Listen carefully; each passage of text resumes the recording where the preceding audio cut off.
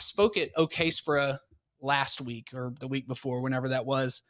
And I stood up on the stage and I said, yeah, my name's Justin Deering. I work for CESO Communications and I host a mildly, not wildly, but mildly popular podcast called School PR Happy Hour.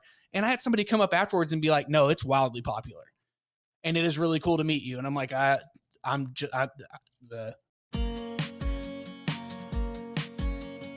We are surrounded by content. Content shapes who we follow, how we lead, what we buy, and even what we believe. Welcome to the Content Generation Podcast, a class intercom production where we focus on the stories that come to life in schools all over the world. We highlight the students, educators, and communities who share the content that shapes our future. Well, welcome back to the Content Generation Podcast. Jill, I am really excited to have you listen to my conversation with none other than Justin Deering this past week. Justin's obviously been a friend for a long time, and I had a big mentor that always sort of told me, he said, hey, the best gift you can give other people is your friends. And so it was really fun to watch Justin Deering. Even, just recently, I mentioned it on the podcast, but he and my friend Mitch at my alma mater were hanging out in Dallas recently. And it was just fun to see how these relationships sort of span. But Jill, I know you've gotten to spend quite a bit of time with Justin as well. So I'm excited for you to get to check this out. Yeah, I can't wait to. And I love that. I don't know if I've ever heard you share that before. So I think I'm going to steal that and internalize that a little bit. But yeah, definitely. You introduced me to Justin a few years ago. I feel like he's become such a friend now. Wish I could hang out with him more often. So the podcast will be the next best thing for now. Well, one of the things we got to talk about on this podcast, I'm excited for you to listen to it, but I know you've gotten to experience this as well, is that perspective of moving from inside a school to working with lots of schools. And I know you've expressed a lot of what you've learned in the past in that type of scenario.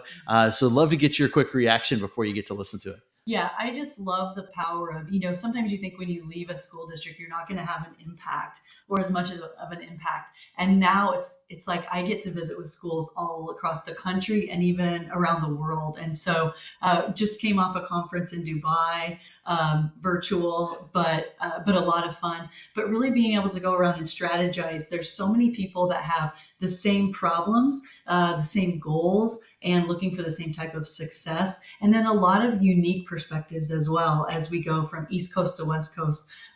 It's really fun to see that and help people with their strategies to approach that with social media. Well, thanks, Jill. I know you're wearing a lot of different hats, and so is Justin. And I'm excited for you all to listen to this podcast. Can't wait. Welcome, Justin Deering. It is great to catch up with you. Many of our audience knows who you are. And yeah, we've been friends it's probably been about 5 years now when I got to know you through a number of school PR association events. And it's great to catch up with you, learn about what's been changing in your world, the progression from, working with schools, which is where we first interacted, to now being in a lot of different places. Justin, welcome to the podcast.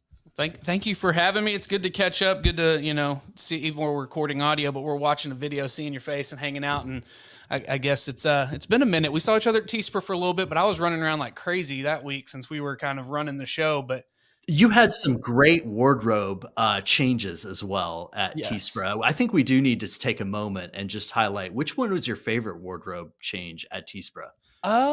This shirt that I'm currently wearing with the fun, tropical, it looks like I guess a 1980s Taco Bell ad is kind of what I was rolling with most of the time. And it's Sunday Swagger. I'm not sponsored by them, but it's a TikTok brand. And funny, the reason I have these shirts is because my mother saw it on TikTok and said, Justin would look so funny in those, and bought me 3 of them or 2 of them, whatever. And I'm like, I'm going to buy more because they're awesome. They're comfortable. They're stretchy. And they're just like great. They're great shirts. They're goofy looking. They're a conversation starter. I love it. I love it, Justin. You're not sponsored yet, Yet. but soon. Yeah, that's what we're teaching my kid is, hey, I can't do this. No, you can't do it yet. So I'm sorry. I am not sponsored yet by Sunday Swagger.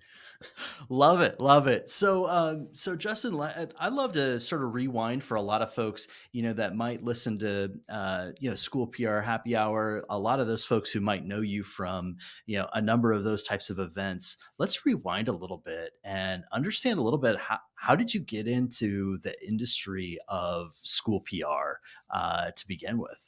So I was I went to college and I wanted to be the next either movie maker or sports broadcaster. I didn't care what it was. I wanted to be famous. Right. So, I, went to college, got out of college, realized pretty quick in college that maybe movie making wasn't for me. I'm creative, but maybe I'm not that creative. But I hosted a sports talk show on a small station here in Texas for a while, went into to news. And I had my old teacher from high school called me and said, hey, do you want to teach? And I said, how much do teachers make? And he told me, and I was like, yes. And that says how bad it was in TV right there. Like, yeah, if I'm running to the education field because I'm making zero money at what I'm doing. But I got there and I was in the classroom for 7 years, and it was, the time of my life because I was empowering kids to tell their stories. And, through radio broadcasting, film, leadership, speech classes that I was teaching, I had the opportunity to teach kids how to use their voice. And it was probably my favorite job I've ever had, just because of that reason, because seeing kids do something so cool. And then the same teacher called and said, hey, I'm moving to a different district and your name's buzzing around here. Do you want my office? I would love to, we need a video guy for the district. Why don't you come do that? I said, yeah, let's go for it. So that's when I launched into school PR. I guess that was 8 years ago now. And I was there in that district, and it was the district that I graduated from. So I knew all the teachers, all this stuff. And then I transferred over to South Lake Carroll, where I worked with Julie Thanem for a couple years, and then I spent a year in Grapevine. And then about a year ago, I landed in CESO Communications, completely different role in school PR, but still doing the great thing of telling stories about what's going on all over the country. That's awesome. That's awesome. It's so fun. It kind of gives me chills to think about, working in your home school. I've gotten reacquainted with, you just had Mitch on your podcast from Grand Island Senior High. Mm-hmm. That's my alma mater. So a huge shout out to the Grand Island Islanders, but yeah, it's really fun to see you progress. And, I got to spend a little bit of time with some of your students over the years, and, it's fun to see the way you interacted with students, but then, projected some great stuff for the school district too. So fun to see that progress. Yeah, it's been fun. And connecting with Mitch, like, I don't know if you've ever met somebody who lives somewhere else and you're like, dude, I think we're the same person, just in two separate spots. Yes. We have the same glasses, dude. Like, he posted a picture. And I was like, that's a park in Fort Worth. And he was like, yeah, I'm here he's bringing his kid down for the Taylor Swift concert. I was like, we should meet up for coffee. And we did, and we hung out for a couple hours. Great dude. It was a fun conversation. And, it all was based around school PR, telling stories and things like that. It's what we're all in every day. It's what we're all doing. So it's a common language that we have. Yeah, I love that. I love seeing those connections. And I saw the photos, and I immediately messaged him, and I was like, what do you do? Did you go down to hang? I thought he went down to hang out with you, which he did. But yeah, that's what we're telling people. Yeah, love that you intercepted in that way. Well, I mean, you and T Swift, basically the same. So love it. Yeah, I mean, we're pretty close. My wife and kid went to the concert. I decided to stay home and act like a 15-year-old and watch WrestleMania on my patio. So gotcha. That's what I did with my life. Gotcha. So tell me a little bit about this move that you made throughout school PR. You moved to kind of the other side. You're not at a school district anymore. So tell me a little bit about what you're doing now. So I'm a communications strategist with CESO Communications, and the way I look at it and the way I like to tell people is that I'm getting to do all the fun stuff that I loved about my jobs. So, we work with clients all over the country. I'm the voice of a district in Minnesota right now, which is crazy because I'm a Texan, and obviously you can hear I'm not that accent. So, yeah. But I have an opportunity to work on some really powerful projects. We're doing a project here in Texas because there's a district whose roadways are not safe for students to walk on to school. And we're doing an advocacy program to promote people to really use their voice to, hey, we need better sidewalks, we need better lighting. But then I'm also working as the communication director for a small little town here right outside of Mansfield where I live. And I'm their communication director from this office here. And we're working on some really cool things to revamp that whole thing. But I mean, it's a consultant job, but it's not a consultant job. We don't like to use the word consultant. We're doing the work. It's not like you're going to call me and I'm going to say, here's what you should do. And then you're never going to see me again. It's more of like, hey, here's what we're going to do. We're part of your team. You may be a one-person shop on district, but you got 20 people all over the country who are helping you out. And it's just been really, really good for professionally building a heck of a portfolio and getting to do some new things I never would have thought of. But personally, like the time with my family, I'm able to coach my daughter's basketball team. She'll be off the bus here in a minute and I'll be home. Whereas I wasn't home much, and it was just like the perfect timing for me to make the move, but continue to do what I'm passionate about. And that's tell stories about school districts and kids and success. That's awesome. I love that you said because even the fact of thinking of you as a consultant is such a foreign concept because I know you as a content creator. I know you as someone who's passionate about helping tell that story and empowering others to tell that story. What have you been telling for stories lately? Like, what does that look like for you in getting into a story? Because I think of, when you were inside of a building, you kind of had these stories running around the hallways with you. Right. What does that look like now? How do you uncover those stories? How do you begin telling those when you're not in the building? So that was my first thought when I moved over. I was like, man, if we are going to be working with districts that I'm not walking the halls every day, how am I going to find this stuff? And let's rewind. In district, how did I find things? Relationships. People trusted me. Like they could come to me and say, hey, I got this kid who's doing amazing things. I want to tell the story. It's the same on this side. I've got to build relationships with the districts. I got to build relationships. And instead of, a team of communicators, a lot of these clients that we're working with have a communications team, but they're just not big enough, or it's a project that they can't get to at that time. But it's still all about relationships, like with superintendents, with people that I may not have had as close a relationship in district. I'm really working with student services because they know all the cool things that are going on. They're going to shoot an email, but it has been interesting to see that it's not that different. Like, yeah, I'm not walking the halls with my cell phone, taking pictures and wearing my Jordans so that kids will talk to me, but I am still hearing the stories from the people that trust me because we do quality work with a heart for kids and a heart for education. And that's kind of where it starts, right there.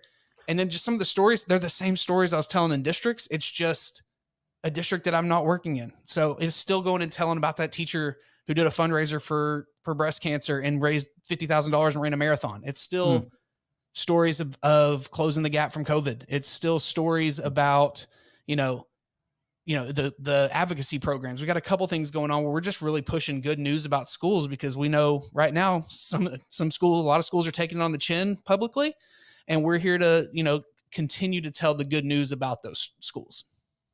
It's interesting. I was doing a presentation with a group of communicators this past week, and one of the comments I made is that, in order to build trust, you have to both be the friend, that relationship, and then you have to be an expert. And it feels like you're embracing both of those in a really unique way. How do you feel like that's gone as you're this resident expert in a field in which the people have to lean on your outside trust? How do you bridge that gap and help them understand the expertise and how important your role is? It starts with trust. Like I said, they hear what we're saying as a group. And the best part of the current situation is when I was in a district, we were a small team of 4, right? Now we're a team of 20. And I get a question come to me and I'm like, I don't know. I don't really, hold on. Let me get back to you. And I go to this brain trust that if you look at our website, when I joined the team, I went to Julie and was like, man, I'm having a little bit of imposter syndrome because this is like the Hall of Fame of folks. Like you look at the people who work with us right now, it's like, these are some big names in school PR. Where do I fit into that? But then we start talking about digital media and content creation from a newer, from all the social media stuff that we work on and all the videos and podcasting. And that's my niche. That's my thing. So I think just working through, hey, let me tell you, A, why I do what I do, B, how I do what I do, and C, how can I help you do what you need to do with what I'm able to do? That was a real complex sentence there, but Yeah. that's kind of how it starts. Because again, when I walk into a new district, or when we walk into a new district as a whole, they don't know us from the next person other than we've heard y'all are awesome, or we know of so-and-so. And it's kind of building that trust and then showing quick, easy wins of like, here's how cool this could be. This is how great we can tell the story. This is how great we can assist you with what you're working on, whether it's student enrollment, teacher recruitment, or just good news stories.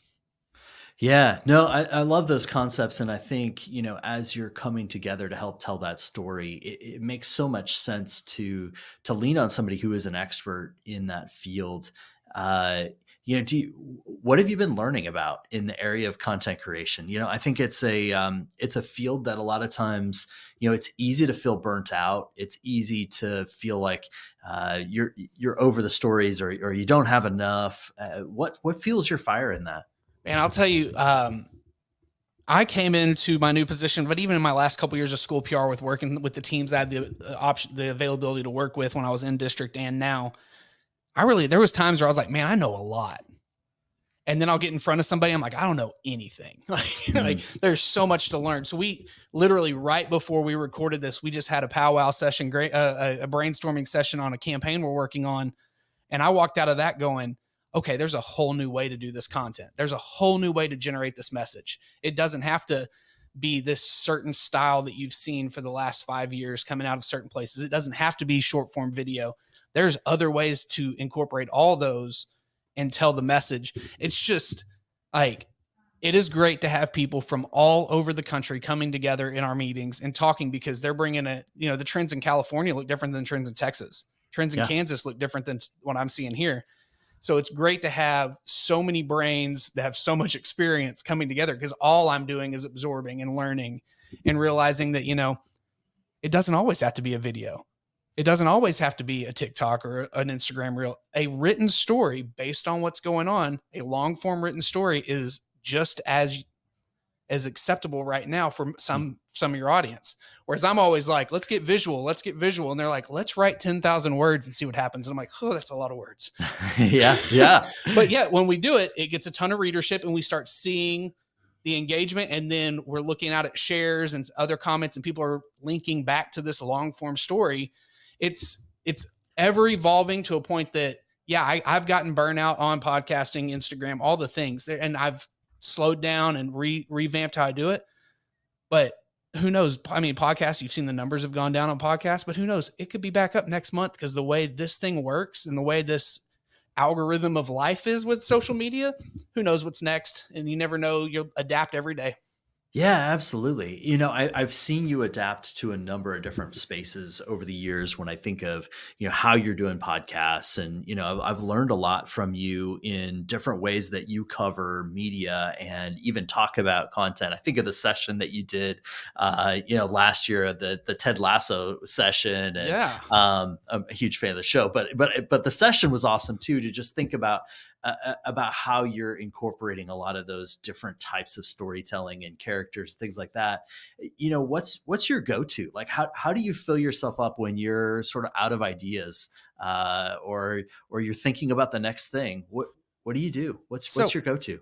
So obviously in school PR, and I think anybody listening understands that you just come in some days and you're just like, I just can't do this again. There's so much, whether it's just so many activities. Like this time of year, we're doing this right towards the end of April. We're in Teacher of the Year, Student of the Year, graduation. We're in all these celebrations, which is the reason we do what we do, is to celebrate these people. But you can find yourself this time of year being like, just another thing. Yeah. I've got so much on my calendar, just another thing. And if I show up, and the cool thing is I have 4 or 5 different districts within driving distance that we work with. I just call them and say, hey, can I come take some pictures? And I go to kindergarten classes and I get on the floor.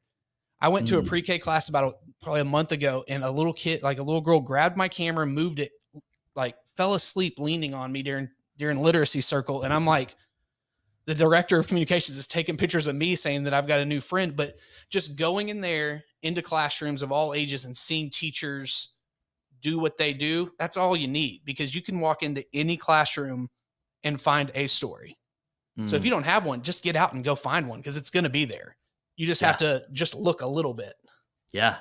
No, I love that. And, yeah, I've run into a lot of those myself where I'm just like, hey, we get distanced from it being about the kids, right? And it sounds cliche to say that, but it's also just sometimes when you're a step removed, it's hard to remind yourself and go, hey, we just need to go to an event, Yeah. find one. It could be, we work with a local school district, and it's just go find an event, go be Right. there. Yeah. Just get out there. And I mean, there's days that I wouldn't even take my camera just because I needed to go and get back into the why I do what I do. But I had my phone, which is just as nice. So if something happens, Yeah. I'm ready. I can create on the fly pretty quick. Right. So it's been interesting to hear, you get so dead set in your brand, I guess is the way I'm looking. It's like, I'm in a district and this is my brand. I'm focusing on my brand, right? My district's brand. But in this new world, I got 6 or 7 brands at once that I have to color code notebooks so I know who I'm talking to. But then they each have a different voice. So when Hmm. major things happen and you see 5 different districts send out a letter, it's really cool to, like, on this side where you're like, their brand and voice, you can see it in their communications. Like, how are they handling the situation? Are they handling with empathy? Are they taking a stance? Are they doing it? That's been one of the most fun things for me, is because I'm so used to working in one brand, and now I'm having to like broaden out my spectrum and see that every district has a different voice, and how they work with it is my job to figure out. Yeah. Well, I love hearing you say that, because I mean, even hearing the way you're talking about it, I'm hearing the way you're doing communications maturing. I hate to say maturing because it sounds like we're getting older, but that's not true. It's really that you're getting a deeper grasp Yeah. and different perspectives, and school communication is all about those different perspectives. So I love the way that you're sort of finding different angles to tell that story, and probably I would guess just obviously different political climates, different environments across the school districts. You're learning a lot from that too. Yeah, and it's funny because my wife will get home, and there's nights we have meetings later in the night, and I'll get off and she's like, you're talking weird. Like, who's this new person with these words like archetypes? When did you start using the word archetypes, Justin? I was like, I got a book and I read it. It's maturing. It's maturing, honey. Yes. Yes. Yeah. But Okay. she's like, even she, who, she's the communications head of the high school as the assistant principal. She's, leans on me to help her a little bit, but she's like, you're just talking different. And it's obvious that you have this opportunity, that this change you made has been better for you because, like, you get it. Like, Hmm. the political climate, let's just say political climate in Texas Yeah. looks a lot different than it does in Nebraska, but I'm getting to experience Texas, Kansas, California, and here, and like, it's really not that different. Yeah. It's not, but it is. And there's this ways to approach it. And it's been really eye-opening to get outside of a one brand town where you're worried about that one thing. And I've learned so much. I've learned more in the last 8 months about communications than I can honestly say I had through the rest of my career. And it's because of the people I work with who I can shoot a Slack to and say, I've got a question, don't know how to do this. And it turns into an hour-long session where I'm like, I just got a master's degree. Thank you. That's awesome. That's awesome. So one of the things I like to talk about with communications is sometimes we have to zoom in or zoom out, right? Like I have to zoom in to all the way down to a student, right, to tell the story, or I have to zoom out to understand that this district and that district fundamentally have the same thing. Do you feel that in your role that helps you, especially when you've got politics or somewhere in the middle Right. of that zooming? Yeah, I think that, zooming out, and we talked about it in a little different sense that, every story, everything we do it's a little bit of a Trojan horse. Yeah, we're telling a great story about a student, but there's a reason that story is in our plan. There's a reason we're telling that story. We're not just throwing pasta against the wall to see if it sticks. Our stories are strategic. There's a reason behind, there's a strategy. And working with the people I've had the opportunity to work with my entire career, that's the one thing that has always been drilled home. I always make fun of Julie because I felt like for a while, the only word she said to me was, does that line up with the strategic plan? Which, what is your strategic plan? Do you have one? If you don't, it's time to look at getting one. But when it comes to communicating, you have core values, your mission, your vision, your values, all those things. And those stories need to lead back to that. And if they can't, you don't need to to really spend your effort and time on those. So that's where the zooming out is. Zoom out and look at the big picture of mission, vision, values. But then when you zoom all the way into that kid, it's obviously about kids, so it probably works. But you zoom into that story, and then if you can align it to something in your district, that's how we've always done things in districts I've worked in now in my new role. But also now doing it from multiple different spots. I'll just be honest. I'm pretty sure I have undiagnosed ADHD, and it's a little challenging for Justin to shift off one district and turn on the other district. But that's why we have, we're not in a silo. We're not by ourselves. We got 20 people that are here I'm confused. Somebody step in and they'll slide in and we'll just keep rolling. Yeah, that's awesome. No, I love hearing the way that you're navigating those things, and I think those districts are really benefiting from your expertise.